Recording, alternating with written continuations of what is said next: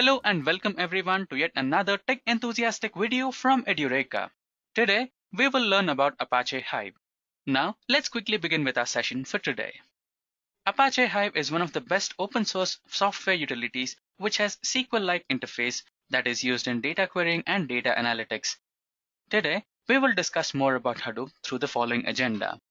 Firstly, we shall understand why exactly we needed Apache Hive. Followed by that, we shall understand what is Apache Hive, then its important features.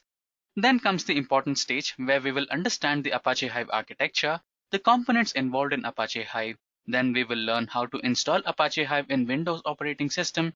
Followed by that, we shall understand the data types, operators, data models which are present in Hive. Then we shall go through a brief demo of Apache Hive.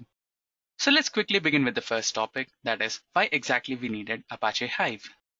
It all began in the early 90s when Facebook started. Slowly, the number of users at Facebook increased, that is, nearly 1 billion users, and along with the users increased the data, which is nearly equals to thousands of terabytes of data and nearly 1 lakh queries, then also 500 million photographs uploaded daily. And this was a huge amount of data that Facebook had to process. And the first thing that everybody had in their mind was to use RDBMS. And we all know that RDBMS couldn't handle such a huge amount of data, and neither it was capable enough to process it. And the very next big guy who was capable enough to handle all this big data was Hadoop. Even when Hadoop came into picture, it was not too easy to manage all the queries. It used to take a lot of time to execute all the queries performed. So one common thing that all the Hadoop developers had was the SQL. So they thought to come up with a new solution that has Hadoop's capacity and interface like SQL. That is when Hive came into picture. So now we understand the exact definition of Apache Hive. Apache Hive is a data warehouse software project built on top of Apache Hadoop for providing data query and data analysis. Hive gives a SQL-like interface to query data stored in various databases and file systems that integrate with Hadoop. Also, Apache Hive has data warehousing software utility. It can be used for data analytics. It is built for SQL users, manages querying of structured data, and it simplifies and abstracts the load that is on Hadoop. And lastly, no need to learn Java and Hadoop API to handle data using Hive. So followed by this, we shall understand Apache Hive applications. Apache Hive is used in many major applications. Few of the major applications are as follows. Hive is a data warehousing infrastructure for Hadoop. The primary responsibility of Hive is to provide data summarization, query, and data analysis. It supports analysis of large datasets in Hadoop's HDFS as well as on Amazon S3 file system. Followed by that, we have document indexing with Hive. The goal of Hive indexing is to improve the speed of query lookup on certain columns of a table. Without an index, queries could load an entire table or partition a whole process as rows. This would be troublesome. So, with Hive, we have solved this problem. Followed by that, predictive modeling. The data manager allows you to prepare your data so it can be processed in automated analytics. It offers a variety of preparation functionalities, including the creation of analytical records and timestamp populations. Followed by that, the next important application of Hive is business intelligence. Hive is a data warehousing component of Hadoop, and it functions well with structured data, enabling ad hoc queries against large transactional datasets.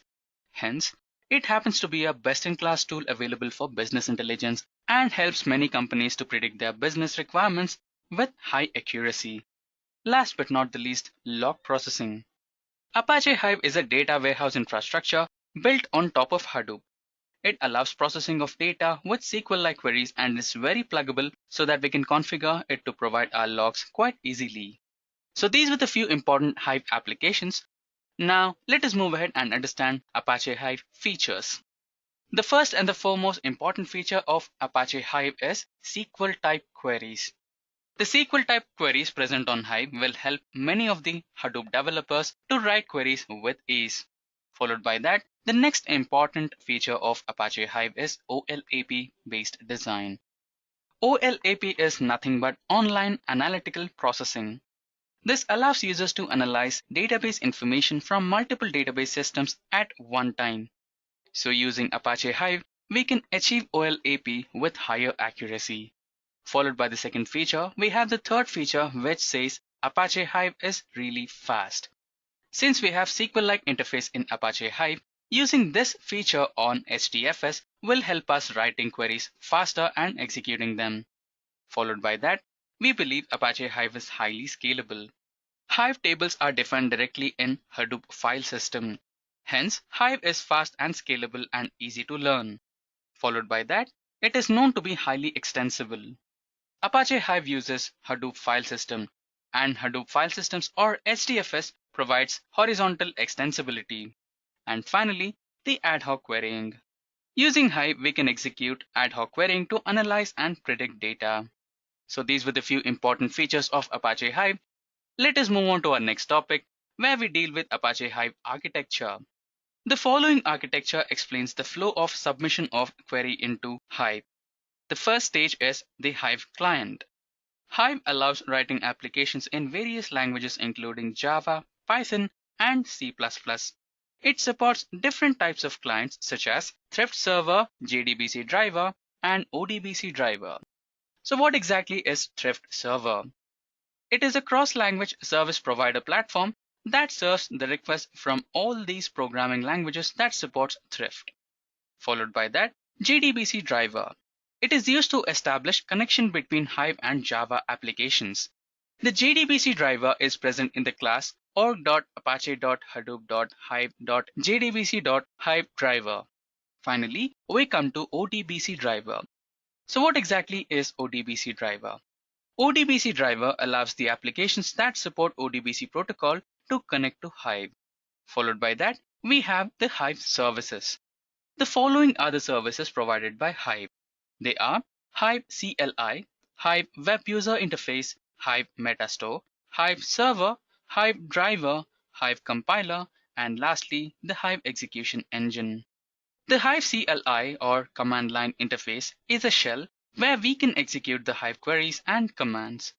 Followed by that, the Hive Web UI is just an alternative for Hive CLI. It provides a web-based graphical user interface for executing Hive queries and commands. Followed by that, the Hive Metastore. It is a central repository that stores all the structured information of various tables and partitions in the warehouse. It also includes metadata of column and its type information, the serializers and deserializers, which is used to read and write data, and the corresponding HDFS files where the data is stored. Followed by that, the Hive server. It is referred to as Apache Thrift Server. It accepts the requests from different clients and provides to the Hive driver. Moving on, we shall deal with Hive driver. The Hive driver receives queries from different sources such as Web UI, CLI, Thrift, and JDBC or ODBC drivers. It transfers the queries to the compiler. Followed by that, we have the Hive compiler. The purpose of Hive compiler is to parse the query and perform semantic analysis on the different query blocks and expressions. It converts Hive QL statements into MapReduce jobs. Finally, we have Hive Execution Engine. Hive Execution Engine is the optimizer that generates the logical plan in the form of DAG or directed acyclic graph of MapReduce tasks and HDFS tasks. In the end, the execution engine executes the incoming task in the order of their dependencies. Followed by that, we have the MapReduce and HDFS. MapReduce is the processing layer which executes the mapping and reducing jobs on the data provided.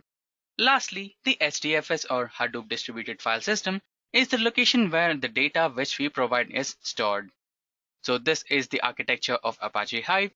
Then moving next, we have Apache Hive components. So what are the different components which are present in Hive? They are, first one, the shell. Shell is the place where we write our queries and execute them. Followed by that, we have Metastore. As discussed in the architecture, the Metastore is a place where all the details related to our tables is stored, like schema, etc. Followed by that, we have the execution engine. So execution engine is the component of Apache Hive which converts the query or the code which we have written into the language which the Hive can understand. Followed by that, driver is the component which executes the code or query in the form of acyclic graphs. And lastly, the compiler. Compiler compiles whatever the code we write and executes and provides us the output. So these are the major Hive components. Moving ahead, we shall understand Apache Hive installation on Windows operating system. So Edureka is all about providing the technical knowledge in the simplest way as possible and later play around with the technologies to understand the complicated parts of it. So now let's try to install Hive into our local system in the most simplest way as possible. To do so, we might need the Oracle VirtualBox which looks like this. So once after you download Oracle VirtualBox and install it into your local system, the next step would be to download the Cloudera Quick Start VM for your local system. The link to this will be provided in the description box below. Now let's quickly start our Cloudera Quick Start VM with our Oracle VirtualBox. Select Import option and now provide the location where your Cloudera Quick Start VM is existing. In my local system, it is in the local disk drive F. There you go. Select Open and now just make sure your RAM size is more than 8 GB. Just randomly I'm providing 9000 MB which is just above 8 GB so that you have a smooth functionality of Cloudera. Now select Import and there you go. You can see that Cloudera Quick Start VM is getting imported.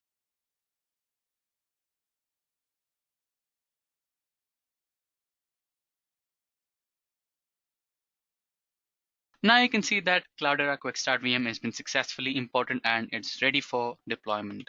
You can just double click on it and it'll get started.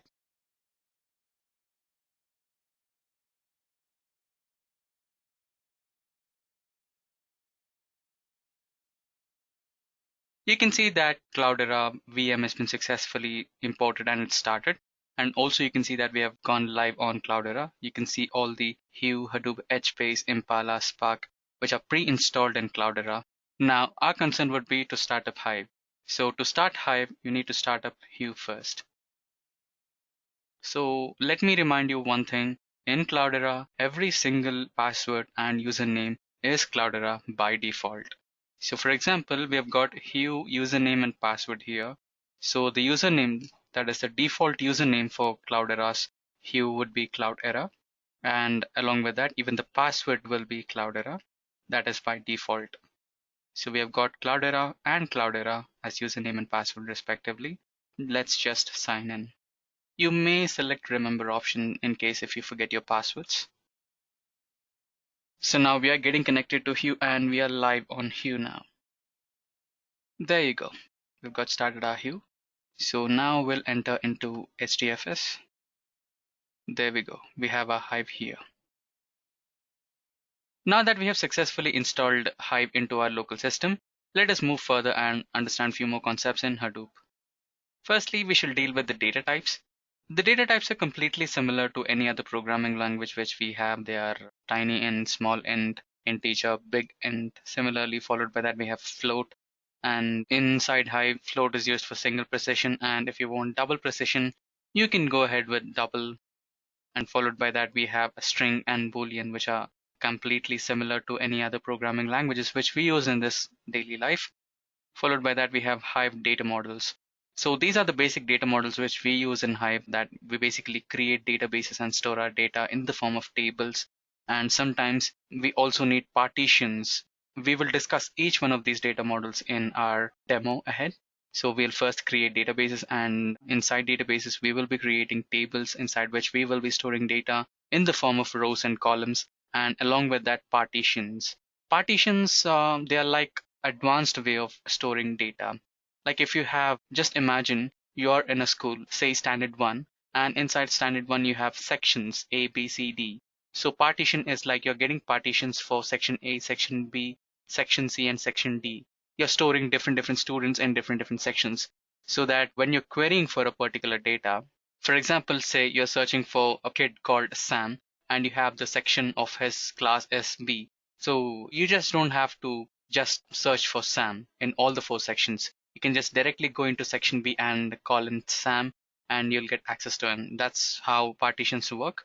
Followed by partitions, we have buckets. So similar to partitions, even buckets work in the same way. Let's understand each one of these in much better way through a practical demo. After data models, we shall understand about Hive operators. So what are operators? Operators are any other operators that we use in normal programming languages, such as arithmetic operators, logical operators. We shall also go through some examples based on arithmetic and logical operators in Hive in the Hive demo. We will use some arithmetic operations as well as logical operations on the data which we have stored in the form of tables in Hive. We shall go through a brief look on that as well. So before we get started, let's have a brief look on the CSV files that I have created for today's demo. These are the small CSV files that I've personally created using MS Excel, and I've saved them as .csv files. I've made the CSV files to be smaller because just to make sure the execution time consumed is as less as possible. Since we're using Cloudera, the execution time might be a little more. So it's better we use smaller CSV files. So this is my first CSV file, which is employee.csv, which has employee IDs, employee name, salary, and age. Similarly, we have another employee2.csv file, which has the same details along with one more column, that is the country column. I've included country because we will be using this country column in joins that we will be performing in future.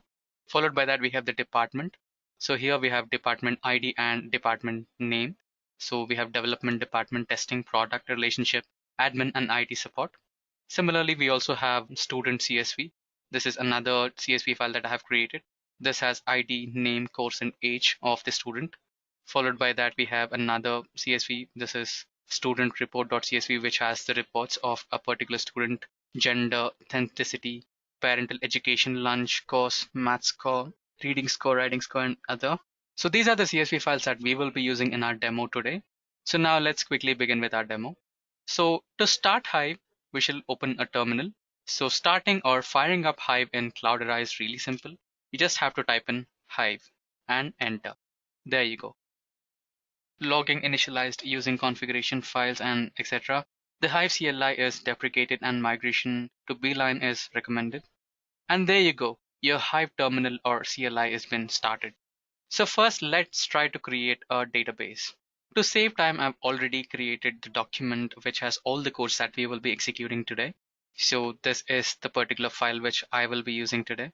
So don't worry, this file will be linked in the description box below. You can use the same file and try executing the same codes in your personal systems just for practice if you feel so. So just to save time, I've already created the document which has the codes that we are going to execute today. So this code or this file will be attached in the description box below. You can get access to it, and you can also execute the same codes in your own personal system to have a practical experience about this particular Hive tutorial. So the first thing that we will be doing today is to create a database. So I'm going to create the database using SQL type commands, which are create database, name of the database, which is Edureka. There you go. The database has been successfully created. So now you can also use the following command to check if your database has been created or not. So show databases will help you to find it. So there you go. You can see the first database, which is a default database, which will be pre-existing. And followed by that, you have our own database, which we have created now, that is Edureka. So followed by this, next we will move ahead and try to create a new table. So when you come into tables, you need to understand there are two types of tables in Hive. They are managed tables or internal tables, followed by that external tables. So what is the difference between these two tables? So internal table or managed table is the default table that will be created whenever you try to create a table in Hive. So for example, if you're trying to create a new table, say Edureka, then Hive considers that particular table as an internal table by default. So when you create an internal table, your data is not secured. Understand this. So when you create an internal table, your data is not secured. In case, just imagine you are working with a team and all your team members have access to your Hive or Hue. So the table has been existing in your Hive, and some random newbie or some random inexperienced guy tries to change few things in your table, and accidentally he ends up deleting the table. So when you delete the table, then if the table was created using an internal table code, then your data will be erased. So that's the disadvantage of using internal tables. But in case if you create an external table, even if somebody tries to delete your table, the table or the data, whatever is there, will be deleted from their own local system, but not from Hive. So that's the best part of using external tables. Don't worry, we will discuss about internal tables and external tables as well. So first we'll try to create an internal table. So this particular code is based on internal tables. So we are using SQL type command here, which is create table, and the table name is employee. And the columns inside our table are ID of the employee, name of the employee, salary, and age. So row format has been delimited, followed by that. Since this is a CSV file, so the fields will be terminated by comma. And don't forget, you have to use semicolon. Unless you use semicolon, your code is not complete. So let's fire and enter and see if the table gets created or not. Yeah, the table is created successfully. Now we shall see the table, or let's describe the table. So describing the table means you can see what are the columns which are present in your table. So to describe a table, you can use the keyword describe and name of the table, which is employee. And don't forget semicolon. There you go. So your table has the columns ID, name, salary, age. So those are the 4 columns which you have included in your particular table employee. Now let's move ahead and see if this particular table is an internal table or managed table, or the other type of table, which is the external table. So to do that, we can just write in describe formatted table name and semicolon. There might be a small issue here. Yeah, there is a typing mistake. That is describe. I missed S. So there you go. We got it. So this particular table is managed table, as you can see here. Now let's move ahead and try out external tables. Let's clear our screen first. You can use Control plus L to clear your screen. There you go. We have a clear screen now. Now let's try to create an external table. Creating an external table is completely similar to that of internal table, but the only difference is that you need to add in a keyword which is external. So this particular keyword is used to create an external table. Now let's fire and enter and see if the table gets created or not. You can see the table got created. Now let's try to describe the table employee 2. Don't forget the semicolon. I'm saying this again and again because most of the times we miss semicolon and we will get an error. So you can see the table got described and we have the following columns inside our table. Now let's move ahead and see if this particular table is an external table or a managed table. To do so, you can type in describe formatted, the same code what we have used earlier, that is describe formatted, name of the table, that is employee 2, semicolon. Don't forget, there is some issue again. I think I've missed something, or maybe a typing error. Yeah, this is a typing error. Yeah, there you go. The table type is external table.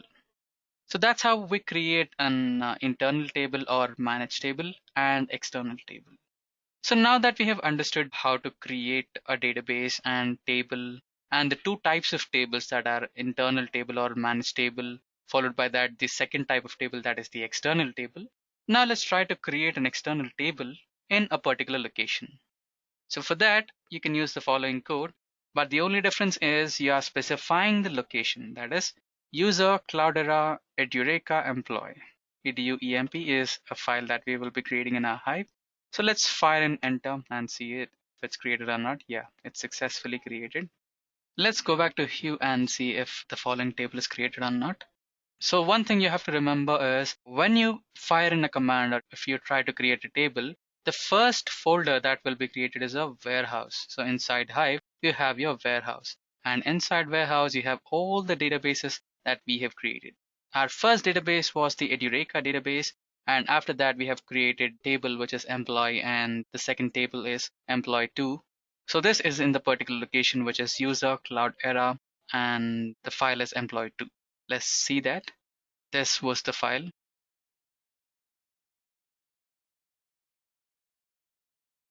Yeah, sometimes you will not show it because of network issues. You don't have to worry about it. You will get back that data. Now, followed by this, let us enter into Hue again. So when you come back into Hue, if you have to upload a file into Hue, you can just select this particular option, which is plus. So selecting this will give you a dialog box, which will be something like this. And here you can just select any of the files which you want to upload into Hue. Now let me select a student report.csv and select open. So there you go, upload is in progress. So the data file has been successfully uploaded. Now if you want to access your data file, you can just click on that. So there you go, you have all your data successfully loaded onto Hue. You can also perform queries on this particular data. You can just select query, and inside that you just need to select editor, and you have various editors over here, which is Pig, Impala, Java, Spark, MapReduce, Shell, Scoop, and we also have Hive in here. So if you just select Hive, and there you go, you have the editor here. You can just type in your commands or queries, whatever you have. So you have many dictionaries as well. You can just select any one of those, select, and that's how you write queries on the Hive terminal. Now let's not waste much time here, and we have a lot to learn. So let's continue with the next topics in our today's session. Now we shall try to edit the tables. Now we have created the new table, that is employee 3, and we have named the columns as ID, name, string, salary, age, and float. Now we shall try to make some alterations to our table. So the first alteration that we will try to make to our table is to rename our table as EMP table. You know that our employee table was named as employee 3. Now we are trying to rename it to EMP table. So we are using the keyword alter here. So just fire an enter and see if this is possible or not. Yeah, it is possible. The name has been changed to EMP table. Now let's try if it's completely changed or clearly changed or not. You can just type in describe EMP table semicolon. If we get the same column names in our description, then it should be changed. So there you go. We can see the same columns here. So we have successfully changed the name to EMP table. Now we shall also try to add in some more columns to our table, which is EMP table. So here we'll try to add in a new column, that is the surname of string data type. So I'm doing that by using the keyword alter followed by that table. The table name is EMP table, and I'm using the keyword add columns, and the column name is surname, and the data type of that column is string. So now let's fire an enter. And there you go, we have successfully added a new row to our table. Now let's try to describe our table again and see if the column has been successfully added or not. There you go. You can see the last row, which is the surname that we have added most recently. So this is how you can alter the table, and you can also change the names of the existing columns. Let's try to do that one as well. Now what I'm doing is I'm changing the column name to first name. So one of the column name in my table EMP table is the name, which gives me the names of the employees. So since I added surname, I'll change this column name from name to first name. So this is the command that I'm using for that operation right now. Let's fire an enter and see the result. Yeah, the change has been made. Let's describe our table. Don't forget the semicolon. There you go. You can see that earlier we had name. Now it's been changed to first name, and we also have a surname. Let's clear our screen. So that's all for alterations. Now we shall move ahead into our next major topic, or the data model, which is partitioning. So we have dealt with the first two data models, that are databases and tables. So we have learned how to create a database, and we have learned how to create a table. We have learned how to create internal or managed table, and also we have created external table, and also we have learned how to create an external table in a particular location in your Hive and load data to your table, and also how to alterate your tables, the column names, the name of your table, and how to add or delete new columns to your table. So far so good, and now we shall continue with the next type of data model, that is the partitioning.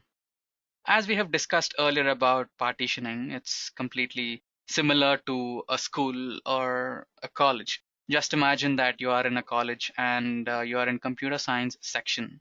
So a college has many branches. So maybe computer science, mechanical, and electronics and communications.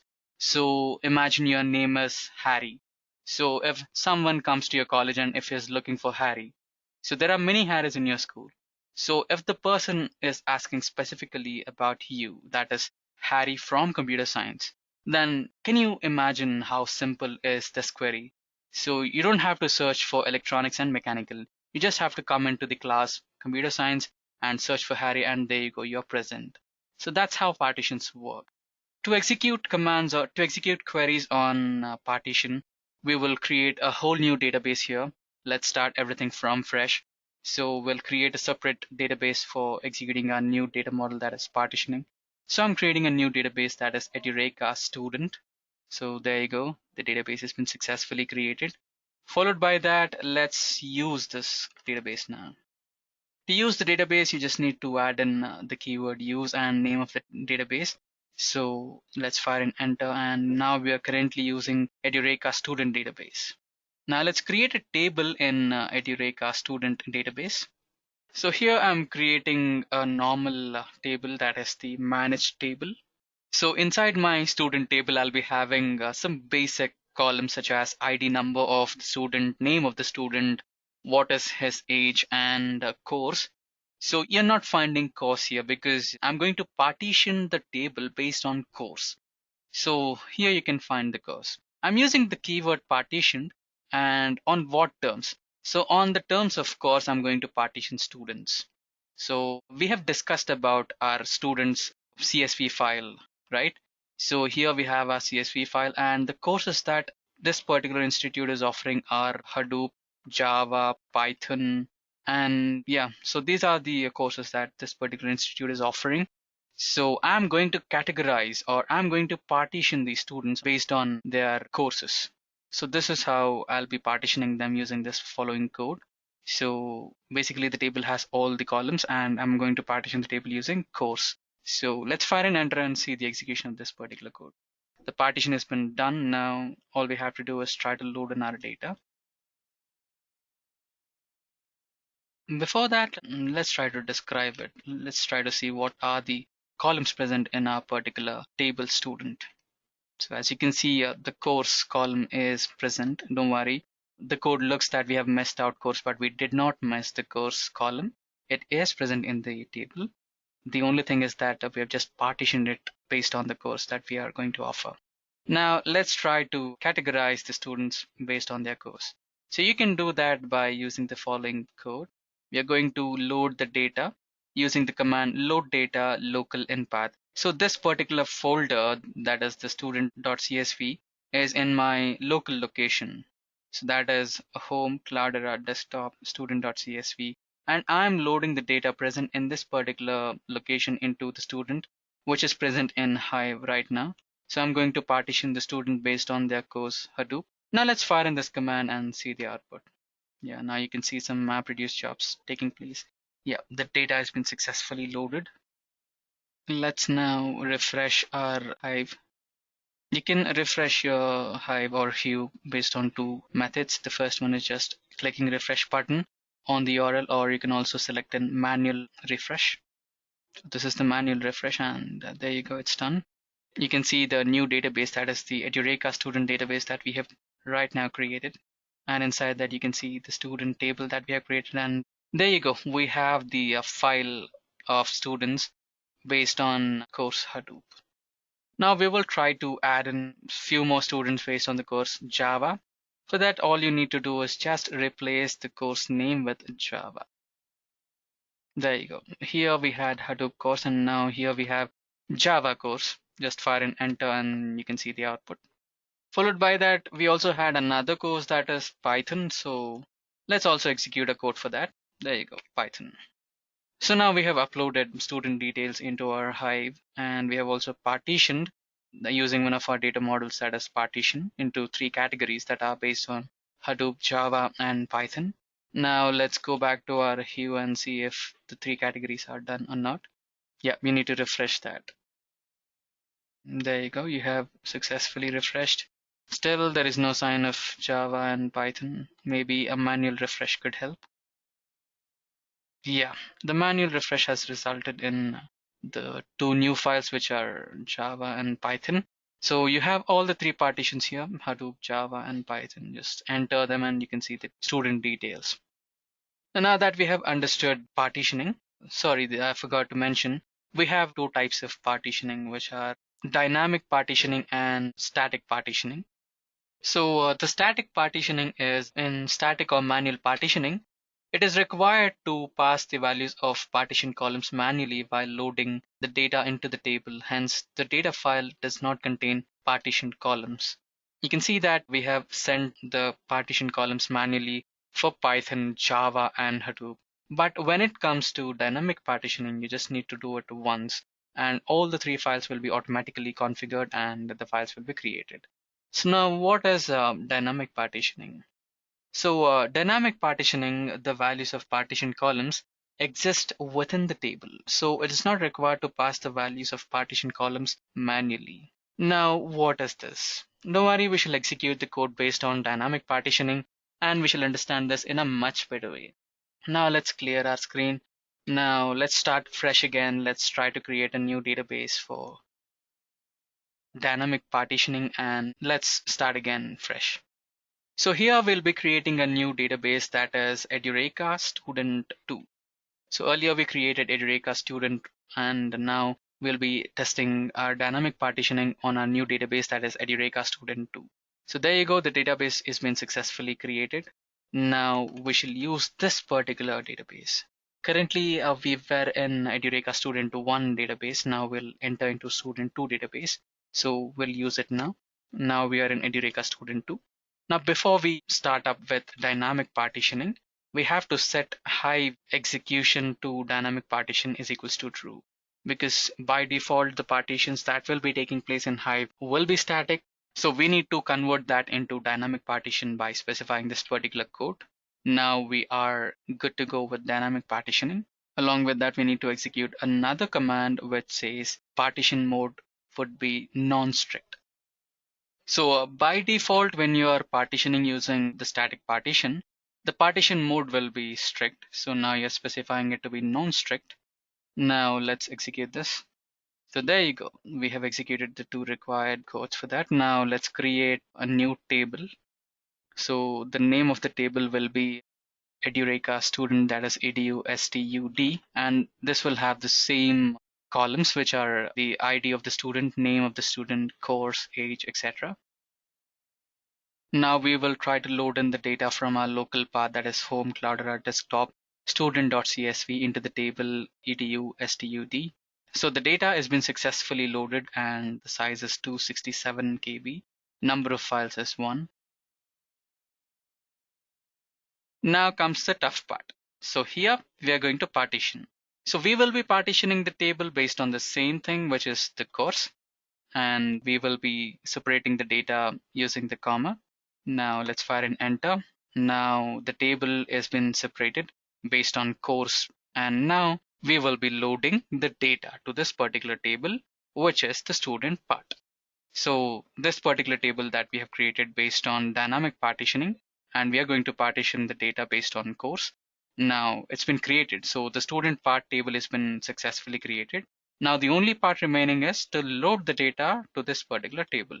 Now we will be writing a code. So using that code, the MapReduce will automatically segregate the data members or the students based on their courses. So the guys which are in Hadoop will be separated, guys in Java will be separated and loaded into different file, and similarly with Python. Now let's see how to do it using the code. So there you go. We are going to insert into student part, partition based on course, select ID, name, course, age from the table So the data will be imported from the table what we have created here, that is Edureka student. So this particular location has the student.csv file. Now let's fire in enter and see if it's created or not. Fine. You can see some of the MapReduce jobs are getting executed. You can see we have 3 jobs. So first one is getting executed. We have 3 because one is for Hadoop, one is for Java, and one for Python. So this will take a little time. So this is the reason why I have chosen smaller CSV files, so to save time. When you take up the course from Edureka, then you can work on real-time data so that you get hands-on experience from real-time and you can get yourself placed in some good companies with the experience what you gain from this particular course. So the stages have been successfully finished and the data has been loaded. Now let's see what are the data present in the particular table, student part. There you go. You have the output executed here. So these are the data members present in the partition student part. So these are the data members which are separated based on their courses. That is the partition based on their courses. That is Hadoop, Java, and Python. So now that we have understood dynamic partitioning and static partitioning, we shall move ahead into the last type of data model, which is bucketing. Once after we finish the bucketing, we shall enter into some query functionalities of Hive or query operations which can be performed in Hive. And followed by that, we will also learn some functions which are present in Hive and some of the other things like group by, order by, sort by. And finally, we shall wind up the session with joins which are available in Hive. For now, let's get continued with bucketing, the last type of data model present in Hive. So for that, let's again start fresh. We shall create a new database for that. Before that, let's go back to Hue and check if our partition has been made or not. Let's refresh. Also, let us make a manual refresh. So our database was Edureka student 2 database. And inside that, we have the table that is student part. And there you go. You can see the files which are based on the partition. So 22 is for a different course, 23 is for a different course, and 24 is for a different course. And this is the default partition which has all the data members.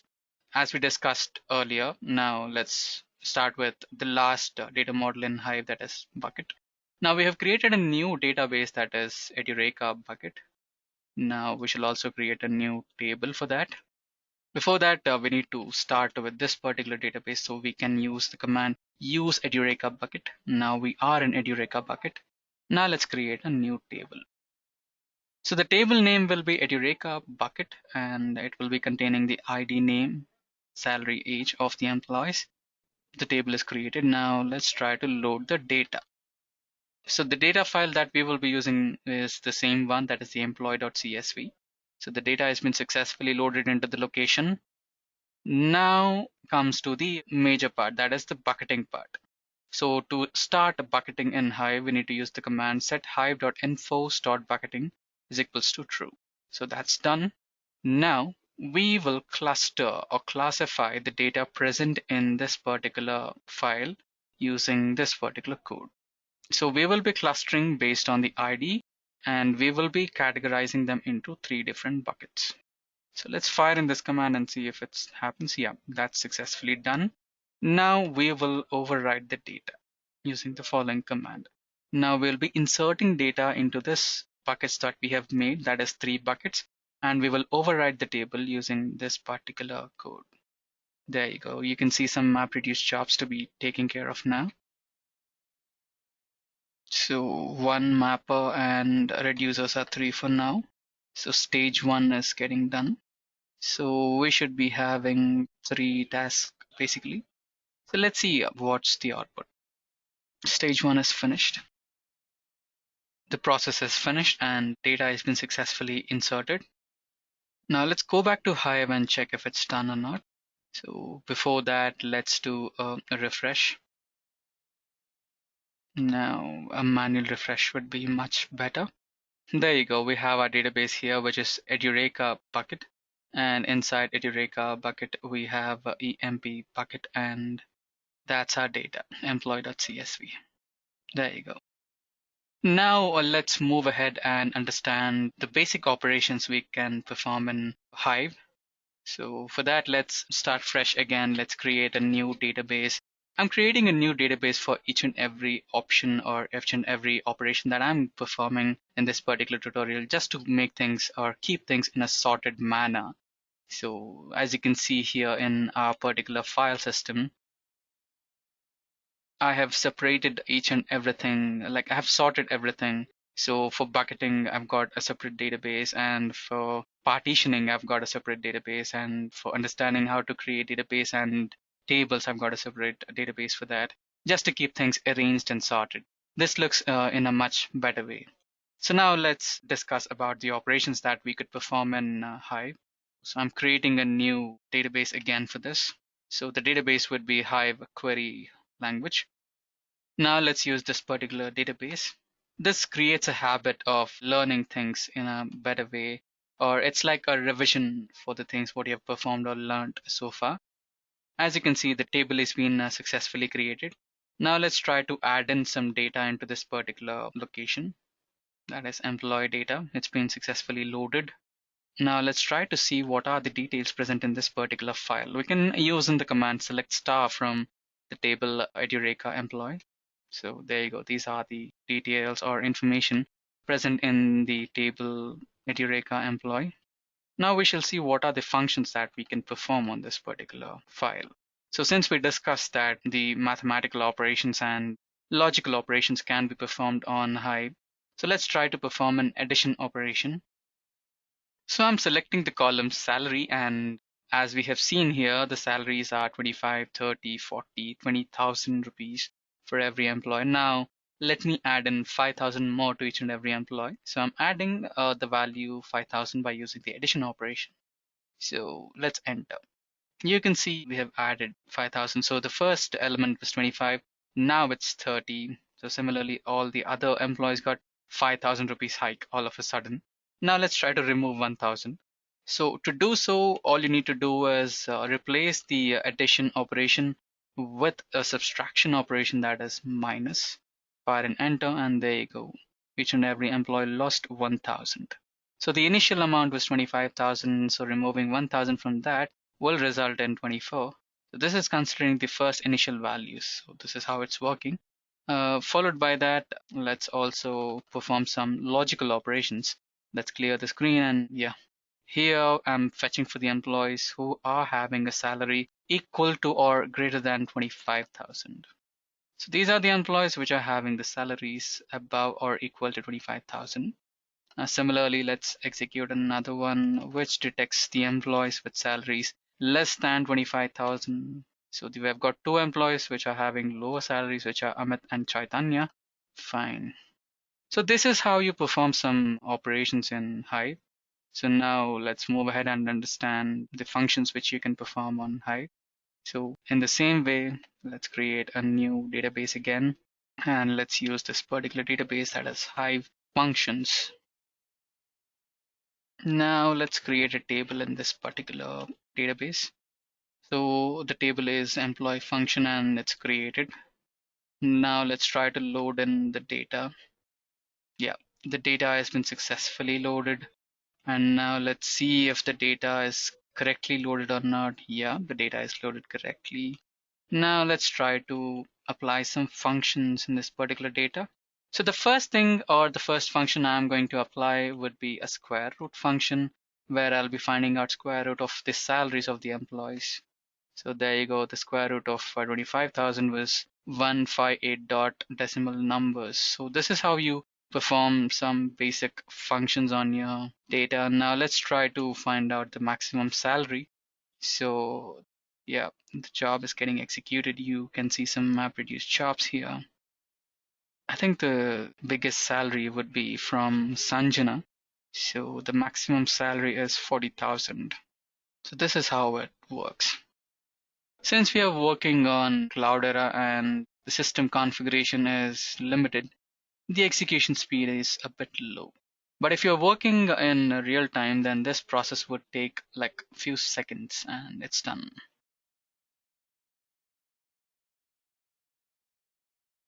There you go. You have the value 40,000 as shown here. So 40,000, the employee name is Sanjana, is the maximum salary. So that's what we got here. Now let's try to find out the minimum salary. So the minimum salary is 15,000, and who would that be?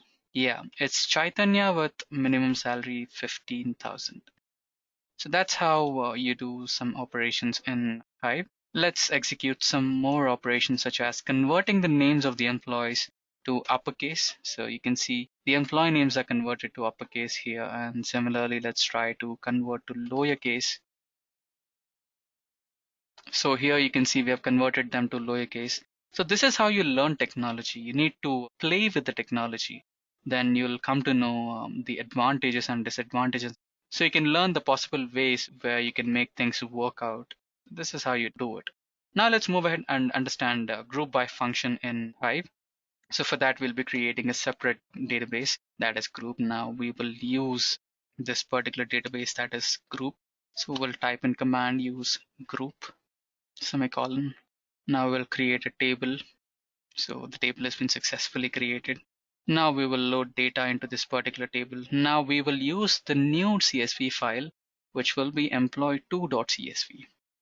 Now we are using this particular table because we have an additional column in this particular table, which is the country column. Now, as discussed before, we will be grouping the employees based on country. Let's see our data first. So we have countries such as USA, India, UAE. So these are the three countries that we are having in our CSV file. So we will be categorizing the employees based on their countries. So this is the particular command that we will be using. So maybe I made an error while creating the table. I think I gave a wrong table name here. So let's drop our table. So by mistake, I gave different table that is employee order. So to drop a table, you just need to use the keyword drop and it's done. Yeah, the keyword table was missing. So you need to type in drop table and the table name and the table gets dropped. So we were supposed to create a different table that is employee group. So now let's create a new table that is employee group. Employee group has been created. Now let's try to add in data into the employee group. So we have used employee 2 here because the employee 2 has another column which is based on country. So the countries that we are having here are India, USA, and UAE.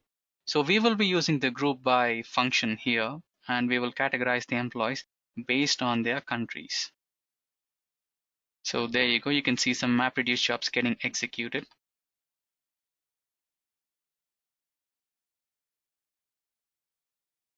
Yeah, there you go.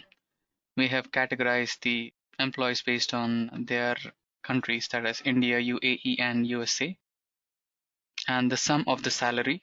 So the guys working in India and their summation of the salary is 90,000, and similarly UAE is nearly 1,05,000 and USA is 80,000. Now let's also execute a different command based on group by.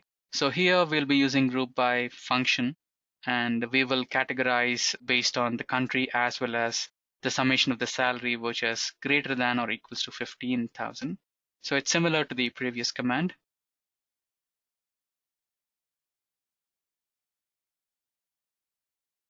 So you can see the data got executed and we got the same output. Now let's move ahead and understand order by and sort by methods. So for that, we'll create a new database orders. Now we'll use orders. Now let's create a new table again. So the new table is employee order and the table got created. Now let's load the data into this particular table. By now, I think you have some good practice of how to create a database, how to create a table, and how to load data into that particular table. So the data got loaded, and now we are going to order the data present in this particular table based on the descending order of their salary. So you're seeing some MapReduce jobs going ahead. So here we'll see the employees ordered based on their salaries in descending order. So the highest salary will be at the first place and the lowest salary will be at the last place. Yeah. So we have Sanjana at the first position with 40,000 as the highest salary, and she's working for UAE. And we have Chaitanya with lowest salary, 15,000, working for India. Now, let us also execute another command based on sort by. So first we try to execute a command based on order by. Now let's see the same output using sort by. So basically both work in the same way. So there you go. We have sorted the records based on descending order of salary. Now that we have learned what are the various operations that can be performed in Hive, that are the arithmetic operations, logical operations, and also some of the functions such as maximum, minimum, group by, order by, sort by.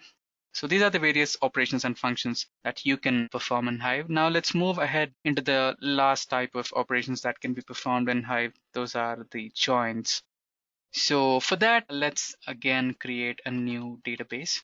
So here I'll be creating a new database that is Edureka join, and followed by that, let's use this particular database now. For that, we need to use the keyword use, and there you go. We are in Edureka join. Now let's create a new table for that. So the table will be emp join here. You can see that I forgot to mention semicolon. So now the table got created. Now we shall load the data into this particular table. So now I've created the first table, that is employee table, and I'm loading the employee data into this particular table. Now to perform join operations, we always need two tables. So in this particular database, Edureka join, I've already created the first table, that is employee join. Now let's create second table, that is the department table, which will be present in the same database. So this particular table is a department table, which will be having the entities that are department ID and department name. Now let's load the data of department into this particular table. So the data has been loaded. So you can see the employee2.csv had the columns ID, name, salary, age, and country. And similarly, the department.csv has the entities which are department ID and department name. So the department IDs are present here and the names are development, testing, product, relationship, and admin and IT support. Now we have created both the tables and we have created or we have loaded the data also. Now we have four different joins available in Hive. They are inner joint, left outer joint, right outer joint, and full outer joint. Now let's perform the first type of join, which is the inner joint. So in inner joint, we are going to select the employee name and employee department. And based on the employee ID and department ID, we are going to perform the join operation. That is the first join, inner joint. So you can see some jobs getting executed. So the map reduce task successfully completed. So the first set of join has been successfully finished and the output has been generated. Now let's try out the second type of join, that is the left outer join. So the only difference is that we are using the keyword left outer join. Now you can see one of the job got started.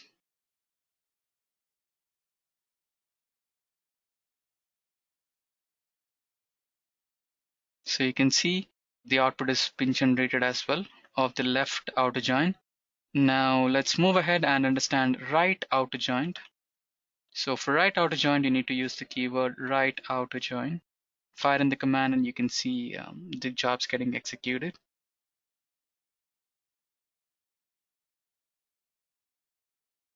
So you can see the output of right outer joint has been successfully executed or displayed. Now let's type in the last join operation, that is full outer join. So here I'm using the keyword full outer join. Fire in the command and you can see it's getting executed. So the output for full outer joint has been displayed here. So this is how the join operations are executed in Hive. So we have learned how to create database, how to create table, how to load data, and the various data models present in Hive, that are the tables, databases, partitions, bucketing.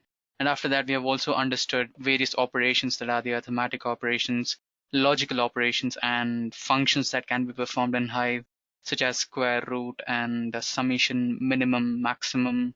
And after that, other operations such as group by, sort by, order by, and also the joins that are possible in Hive, which are inner join, left outer, right outer, and full outer. So each and every operation that could be possibly executed in Hive have been displayed in this particular tutorial, and everything is sorted here in the base of databases, and you can get all the details about this And you'll also get the code that I have used in the description box below, and you can try it out. And also, if you're looking for an online certification and training based on big data Hadoop, then you can check out the link in the description box below. And during the training, you'll get to have real-time hands-on experience with real-time data. You'll learn a lot of things in the training. And so far, so good. Now, we shall also discuss some of the limitations of Hive. So Apache Hive limitations. So Hive is not capable of handling real-time data. Hive is capable of batch processing. If you have to work with real-time data, then you have to go with real-time tools such as Spark and Kafka. So it's like Hive will actually take in the data. For example, imagine you're working on Twitter and you have 1 lakh comments on a particular post. So if you had to process those 1 lakh comments, you'll have to first load all those comments into Hive. Then you need to process it. So while you're loading the data from Twitter to Hive, you may also get a few more comments that you will be missed out. So it's not preferable for real time. Hive is preferable for only batch mode processing. So followed by that, it is not designed for online transaction processing. So online transaction processing is something which only works in real time. So Hive cannot support real time processing. So last but not the least, Hive queries contain high latency. Yeah, Hive queries take a longer time to process. As you've seen, I've taken a smaller CSV file and the time consumed to process such a small CSV file was taking so long. So yeah, Hive queries contain high latency.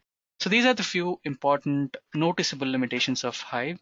So with this, we have come to an end of this particular tutorial. If you have any queries regarding this tutorial, or if you require code that we have executed